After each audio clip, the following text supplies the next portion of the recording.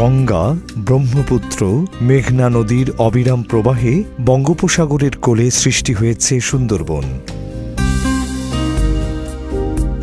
এই বন বাংলাদেশের সবচেয়ে বড় প্রাকৃতিক বন এবং পৃথিবীর সবচেয়ে বড় একক ম্যানগ্রোভ বন।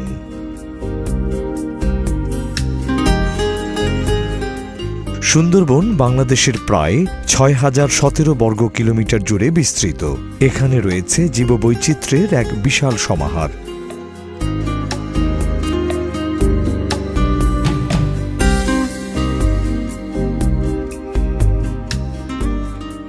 বাংলাদেশ সরকার সুন্দরবনের জীববৈচিত্র্য সংরক্ষণের লক্ষ্যে বেশ কিছু এলাকাকে বন্যপ্রাণী অভয়ারণ্য হিসেবে ঘোষণা করেছে।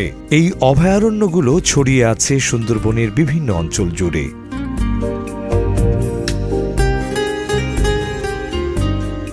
সুন্দরবনে বিভিন্ন আয়তনের ৬টি বন্যপ্রাণী অভয়ারণ্য থাকলেও প্রায় ৭১,০০০ হেক্টর এলাকা জুড়ে বিস্তৃত সাতক্ষীরা জেলায় অবস্থিত সুন্দরবন পশ্চিম বন্যপ্রাণী অভয়ারণ্যটি আয়তনে সবচেয়ে বড়। এই অভয়ারণ্যটিতে রয়েছে অসংখ্য ছোট বড় খাল। খালগুলো নদীর সাথে সংযুক্ত, আর নদীগুলো মিশেছে সাগরের সাথে। অবিরাম পলিমাটির প্রবাহে নদীর ধারে ও মোহনায় জেগে ওঠে চর। এসব চরে জন্মে বিভিন্ন ম্যানগ্রোভ জাতীয় উদ্ভিদ, ধীরে ধীরে গড়ে ওঠে বন্যপ্রাণীদের বিচরণভূমি।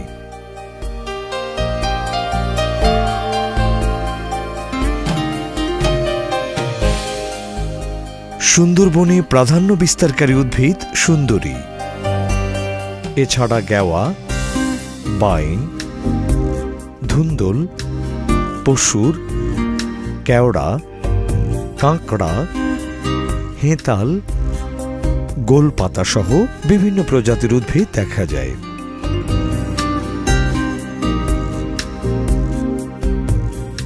বিভিন্ন খালের ধারে দেখা যায় গোলপাতার সারি।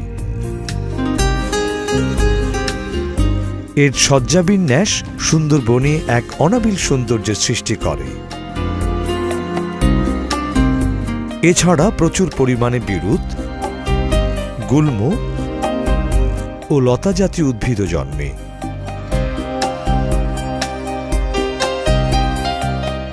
এখানকার পরিবেশের সাথে মানিয়ে নিতে উদ্ভিদগুলো বিশেষভাবে অভিযোজিত হয়েছে।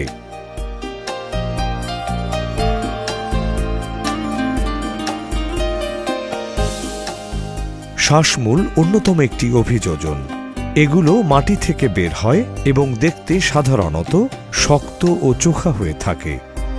অতিরিক্ত লবণ ও জৈব পদার্থ বেশি থাকায় মাটিতে যখন অক্সিজেনের ঘাটতি থাকে তখন এই শ্বাসমূল গাছের অক্সিজেন গ্রহণে সাহায্য করে। কিছু উদ্ভিদ আবার ঠেসমূলের মাধ্যমে চমৎকারভাবে অভিযোজিত হয়েছে। এগুলো দেহের ভারসাম্য রক্ষা করে।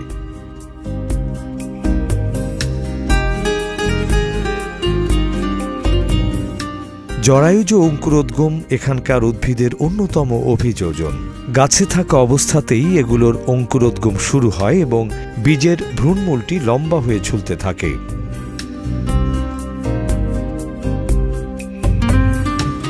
আবার কিছু গাছের ফল পরিপক্ব হলে মাটিতে ঝরে পড়ে এবং জোয়ারের পানিতে ভেসে অন্য জায়গায় জন্মে।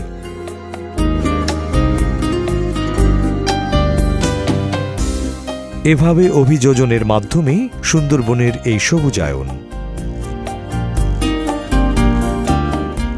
সুন্দরবন পশ্চিম বন্যপ্রাণী অভয়ারণ্যের জলাশয়গুলো জলজ জীববৈচিত্র্যের এক বিশাল ভাণ্ডার।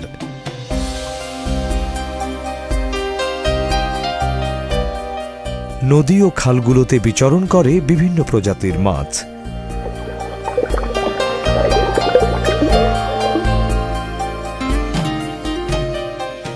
মাছের পাশাপাশি রয়েছে কাঁকড়া, জেলিফিশ, চিংড়ি সহ বিভিন্ন প্রজাতির অমেরুদণ্ডী প্রাণী। এদের পাশাপাশি সুন্দরবন পশ্চিম বন্যপ্রাণী অভয়ারণ্যের নদীগুলোতে দেখা মেলে লোনা পানির কুমির, ভোঁদর, কাছিম সহ বিভিন্ন প্রজাতির প্রাণী।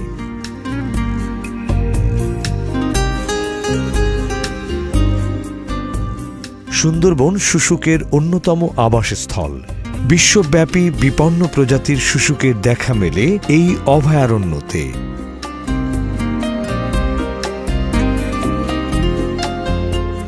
বিভিন্ন প্রজাতির উভচর ও সরীসৃপ প্রাণীদেরও বিচরণ এই সুন্দরবন। এখানে বাস করে পৃথিবীর সবচেয়ে লম্বা বিষধর সাপ রাজগোখরা। এছাড়াও আছে গোখরা, কালনাগিনী, অজগর, বড় গুই সহ বিভিন্ন প্রজাতির সরীসৃপ।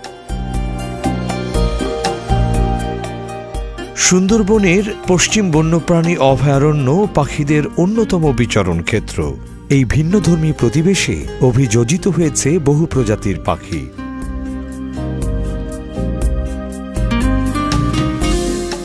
মদন টাক, খয়রা পাখ মাছরাঙা, লাল মাছরাঙা, প্যারা পাখি, ধলাপেট সিন্ধু ঈগল, ঝটিয়াল শিকরে ঈগল সহ বহু পাখি প্রজাতি সুন্দরবনের অন্যতম বাসিন্দা।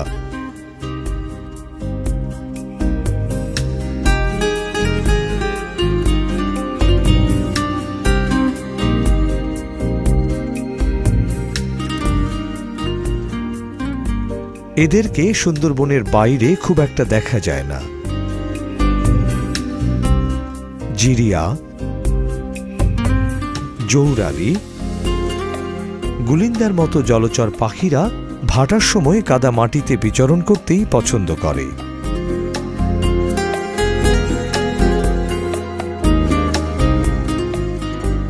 স্তন্যপায়ী প্রাণীদের কিছু প্রজাতির বসবাস এখানে।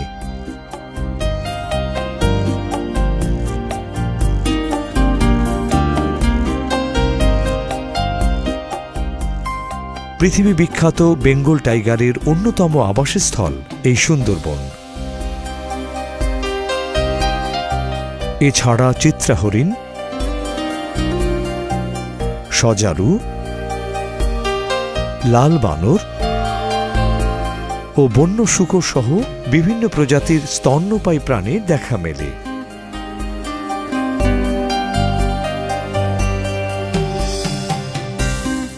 বনের এই প্রাণী ও উদ্ভিদগুলো পরস্পরের উপর নির্ভরশীল, আর এদের এই যুগলবন্দি টিকে আছে হাজার বছর ধরে।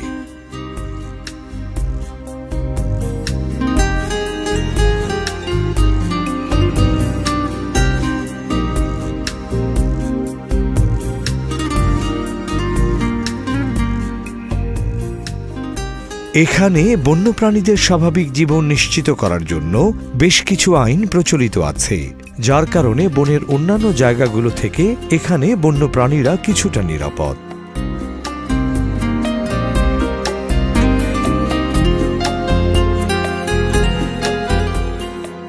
তবে সুন্দরবনের উপর দিন দিন মানুষের জীবন ও জীবিকা বেশি মাত্রায় নির্ভরশীল হয়ে পড়ছে, ফলে প্রাকৃতিক সম্পদের আহরণও প্রচুর পরিমাণে বেড়ে যাচ্ছে।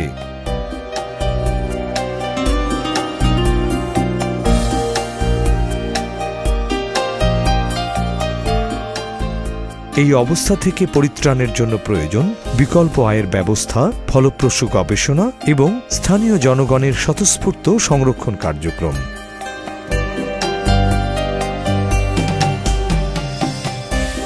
সেই সাথে প্রয়োজন সরকারের টেকসই ব্যবস্থাপনা পদ্ধতির প্রয়োগ।